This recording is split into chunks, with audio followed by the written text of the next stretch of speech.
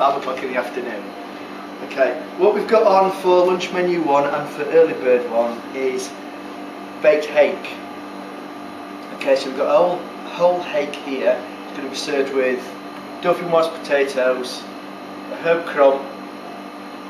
If you look at your menus, the chicken that's served with feta crumb, we're going to do the same herb crumb with that, but we'll then take some of that out and add feta cheese to it to finish the chicken.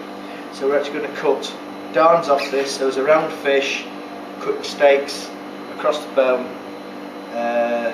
Darns, if it was a flat fish, we'll be cutting troncons from it.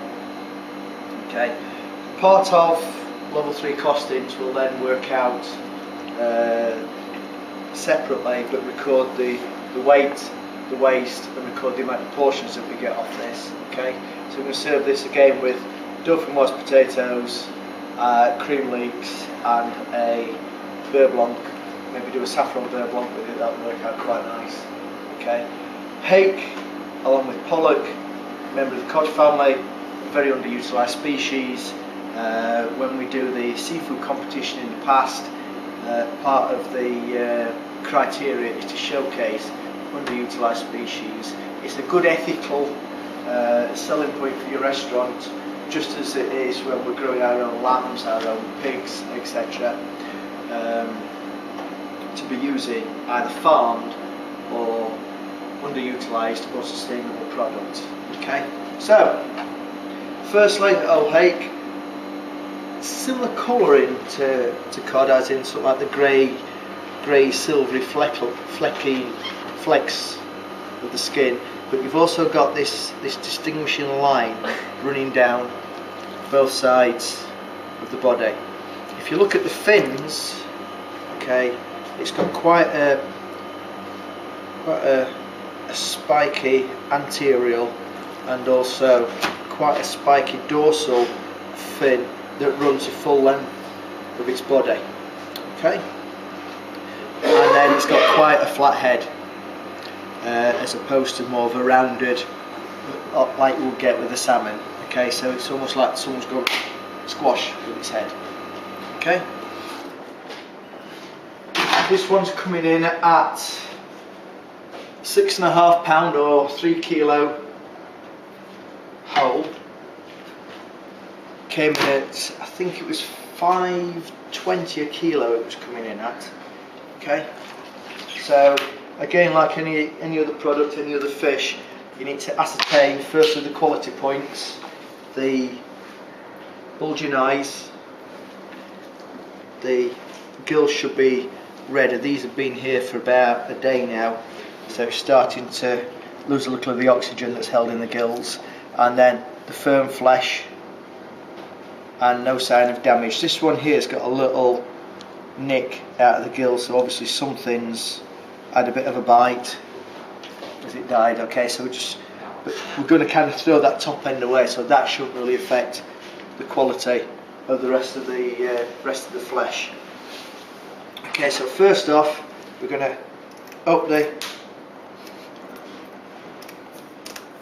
cutting from the tail up towards the head, cut these spiky dorsal fins. You know, one of these in your dinner, picking out your teeth forever.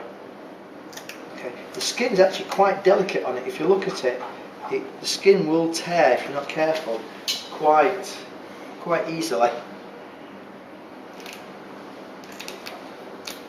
So just needs a little bit of care, a little bit of love and attention for it. Even though it's dead. Could someone pass me a wet dishcloth, please? Okay, roll him over. Okay, you can see where the guts have been removed already. It's quite interesting because if you remember, we were doing the trout the other week. We actually cut from the anus up to the chin to remove the whole guts. Okay, so that's quite interesting that I suppose the gut space is much smaller, comparable to the size of the fish really. Cut off the fins from the underneath.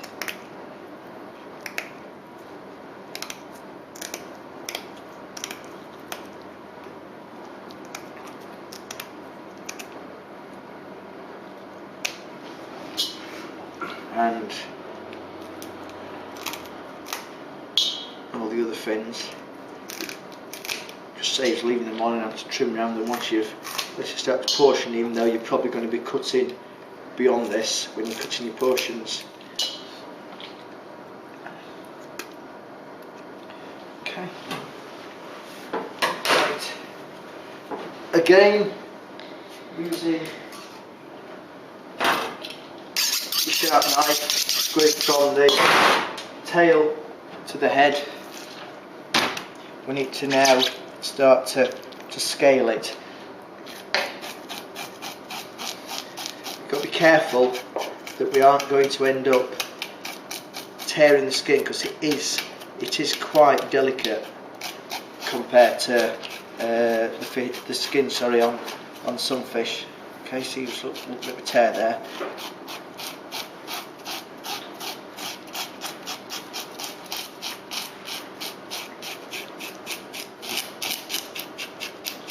Okay, stop.